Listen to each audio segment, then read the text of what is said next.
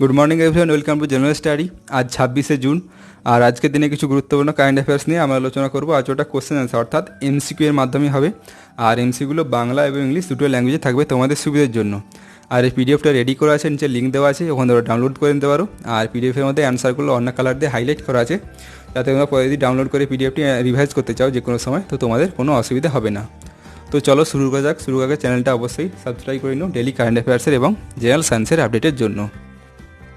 তো 26শে জুন হচ্ছে international day against drug abuse and illicit trafficking, বা সংক্ষেপে যেটা সিম্পল ল্যাঙ্গুয়েজ এটাকে ওয়ার্ল্ড ড্রাগ ডে বলা হয়ে থাকে। 26শে জুন ওয়ার্ল্ড ড্রাগ ডে। আর এই দিনটি 2020 জন্য থিমটা কি? থিম হচ্ছে better knowledge for better care. 2020 world drug day theme 26শে জুন। এবার কোশ্চেন আনসার। প্রথম প্রশ্ন, বিশ্ব ব্যাংকের তথ্য অনুসারে বৃহত্তম অর্থনীতির ক্ষেত্রে কোন দেশ শীর্ষে রয়েছে, অর্থাৎ সব থেকে লার্জেস্ট ইকোনমি কোন দেশের? তো অপশানগুলো হচ্ছে USA, UK, France, option D হচ্ছে চায়না। তো একের অ্যান্সার হবে অপশান ডি, অর্থাৎ চায়নার ইকোনমি সব থেকে বেশি, ওয়ার্ল্ডের মধ্যে সব থেকে বড়। কার? ওয়ার্ল্ড ব্যাংকের তথ্য অনুসারে। তো পরিমাণটা কত? 16.4% জিডিপির হার হচ্ছে। আর এরপরে যে সেকেন্ড পজিশনে রয়েছে ইউএস, ইউনাইটেড স্টেট, যার জিডিপির হার হচ্ছে 16.3%। আর থার্ড পজিশন রয়েছে আমাদের ইন্ডিয়া, যার পরিমাণটা হচ্ছে 6.7। তো প্রথম হচ্ছে চায়না, সেকেন্ডে হচ্ছে ইউএস, থার্ডে রয়েছে ইন্ডিয়া। নেক্সট 2 নম্বর প্রশ্ন, নো ওয়ান স্লিপস হাংরি এই প্রতিশ্রুতি পূর্ণ করার জন্য কোন রাজ্য সরকার দ্বারা ইন্দিরা রাসোই যোজনা শুরু করা হয়েছে? ইন্দিরা রাসোই যোজনা, নো ওয়ান স্লিপ হাংরি। তো অপশান রয়েছে পাঞ্জাব, রাজস্থান, গুজরাট, অপশান ডি হচ্ছে ইউপি। তো 2-এর অ্যান্সার হবে অপশান বি, অর্থাৎ রাজস্থানের রাজ্য সরকার ইন্দিরা রাসোই যোজনা প্রকল্পটি শুরু করেছে। আর সিএমকে বর্তমানে রাজস্থানের সিএম হচ্ছে শ্রী অশোক গেহলট। কোশ্চেন নাম্বার 3, প্রায় 52 লক্ষ শিক্ষার্থীদের অনলাইনে শিক্ষা দেওয়ার জন্য হরিয়ানা রাজ্য সরকার কোন সংস্থার সঙ্গে পার্টনারশিপ করেছে? অনলাইনে শিক্ষা দেওয়ার জন্য প্রায় 52 লক্ষ শিক্ষার্থীদের। তো অপশানগুলো হচ্ছে Jio TV, Netflix, option C হচ্ছে অ্যামাজন, অপশান ডি হচ্ছে ডি ন্যাশনাল। তো 3-এর অ্যান্সার হবে অপশান এ, কার সঙ্গে? জিও টিভির সঙ্গে হরিয়ানা রাজ্য সরকার পার্টনারশিপ করেছে। হরিয়ানা রাজ্যের পক্ষ থেকে এডুকেশন মিনিস্টার শ্রী কানওয়ার পাল। আর কবে হয়েছে এটি? অ্যানাউন্সমেন্ট হয়েছে 23শে জুন। কোশ্চেন নাম্বার 4, একটু হবে একটু খেলো একটু পড়ো। একটু খেলো একটু পড়ো অষ্টম শ্রেণী পর্যন্ত স্কুল শিক্ষার্থীদের জন্য কোন রাজ্যের একটি উদ্যোগ? তো নামটা কি? টাইটেলটা হচ্ছে একটু খেলো একটু পড়ো, play little study little, class 8 পর্যন্ত। তো কোন রাজ্যের এটা? তো অপশানগুলো হচ্ছে ত্রিপুরা, উত্তরপ্রদেশ, পাঞ্জাব, অপশান ডি হচ্ছে বিহার। তো 4-এর অ্যান্সার হবে অপশান এ, অর্থাৎ ত্রিপুরা রাজ্যের এডুকেশন মিনিস্টার দ্বারা এটি লঞ্চ করা হয়েছে বা অ্যানাউন্সমেন্ট করা হয়েছে 25শে জুন, অর্থাৎ কালকেই, শ্রী রতনলাল নাথ, এডুকেশন মিনিস্টার ত্রিপুরার। তো টাইটেলটা কী দিয়েছে? একটু পড়ো একটু খেলো, ক্লাস 8 পর্যন্ত ছোটো ছোটো ছেলেদের জন্য। কোশ্চেন নাম্বার 5,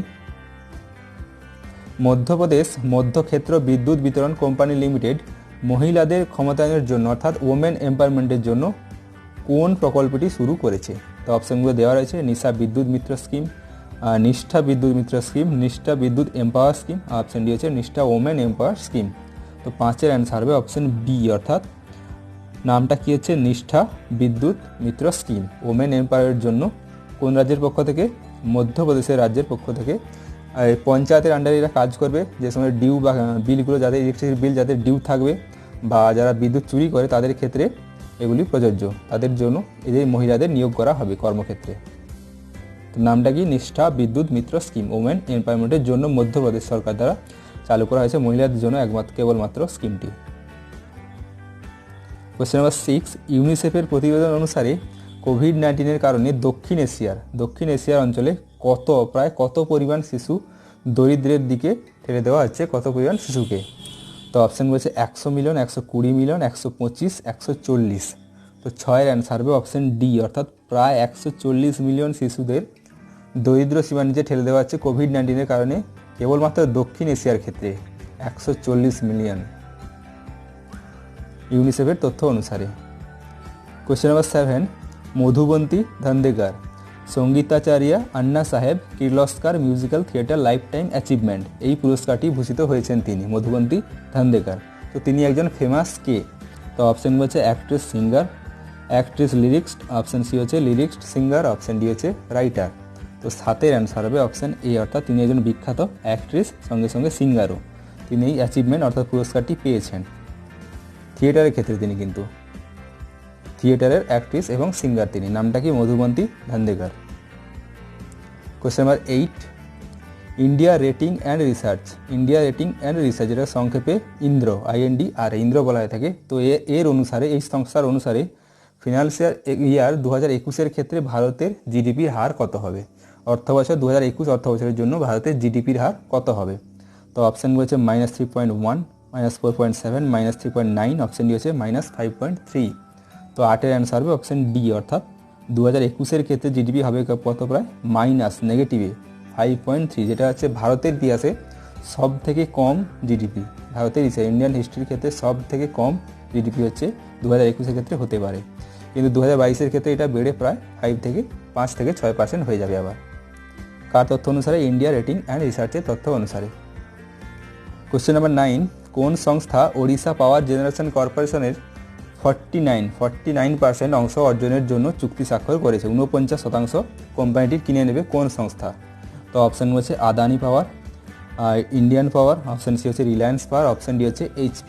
তো 9-এর অ্যান্সার হবে অপশান এ, অর্থাৎ আদানি পাওয়ার ওড়িশা পাওয়ার জেনারেশন কর্পোরেশনের প্রায় 49% কিনে নেওয়ার জন্য চুক্তি স্বাক্ষর হয়ে গিয়েছে ওড়িশা পাওয়ার জেনারেশন কর্পোরেশন, OPGCর।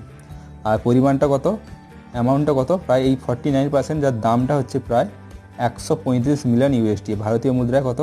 1019 কোটি টাকার মতো।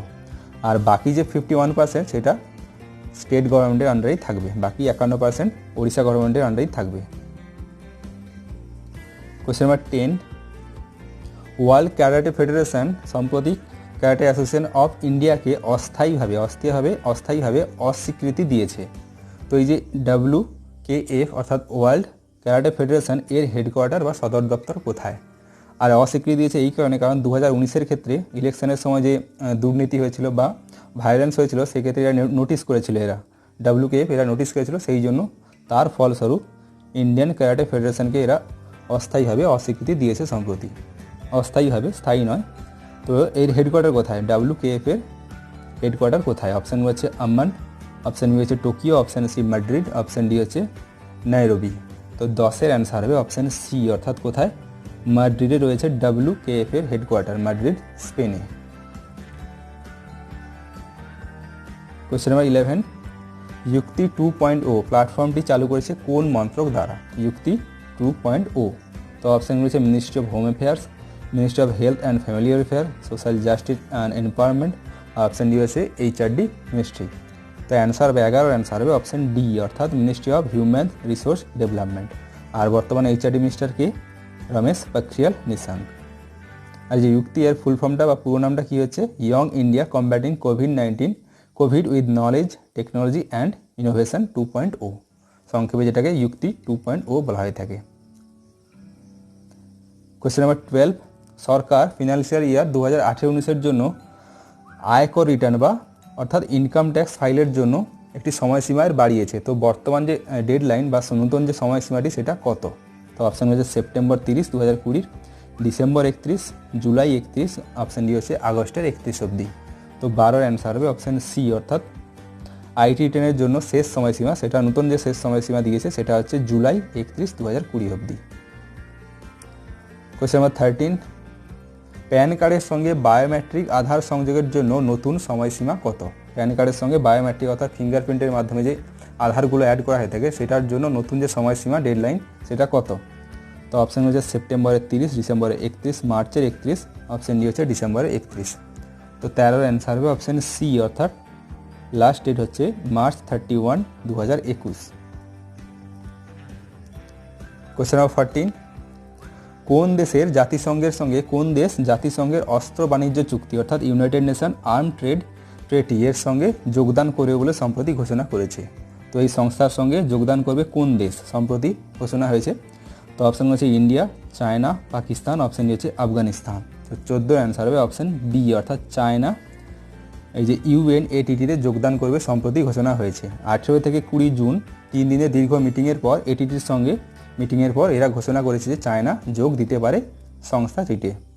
আর কিসের জন্য বা কোন কারণে? To regulate its arms sale. Question number 15, এটা জিএসের প্রশ্ন একটা, জেনারেল সায়েন্সে। আবু বন্যপ্রাণী অভয়ারণ্য, আবু ওয়াইল্ড লাইফ স্যাংচুয়ারি, এটি কোন রাজ্যে অবস্থিত? তো অপশান হচ্ছে Gujarat, Rajasthan, West Bengal, option D Jharkhand. তো 15 অ্যান্সার হবে অপশান বি, অর্থাৎ কোথায়? রাজস্থানে অবস্থিত। রাজস্থানের কোথায়? আরাবল্লী পর্বত রেঞ্জের মধ্যে এটি অবস্থিত, আবু বন্যপ্রাণী অভয়ারণ্য। এটা বন্যপ্রাণী অভয়ারণ্য হিসেবে কবে স্বীকৃতি পেয়েছিল? 1980-তে। তো কোথায়? রাজস্থান। তো এগুলো ছিল আজকে কিছু গুরুত্বপূর্ণ কারেন্ট অ্যাফেয়ার্স। ভিডিওটি ভালো লেগে থাকে লাইক করে দিও, শেয়ার করে দিও, আর কমেন্টে জানিও কোশ্চেন রিলেটেড যদি কিছু জানার থাকে বা কিছু বলার থাকলে তোমরা কমেন্টে জানাতে পারো। তো চলো, থ্যাংক ইউ। জয় হিন্দ, জয় Bharat, stay home and stay safe.